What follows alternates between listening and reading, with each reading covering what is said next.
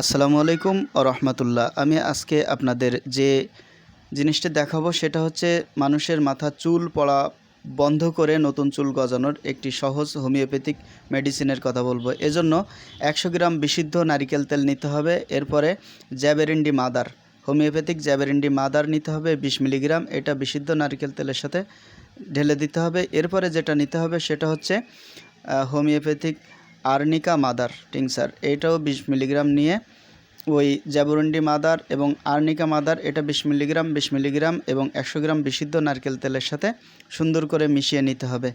এবং মিশিয়ে নিয়ে এটা দুপুরে গোসলের পরে সুন্দর করে চুল মুছে গোড়ায় ব্যবহার করতে হবে এবং রাতে ঘুমানোর পূর্বে মাথার চুলের গোড়ায় সুন্দর করে ব্যবহার করতে হবে। এভাবে ব্যবহার করলে কিছুদিনের মধ্যে আপনাদের চুল পড়া প্রতিরোধ করে নতুন চুল গজাতে সাহায্য করবে। ভিডিওটি দেখার জন্য ধন্যবাদ।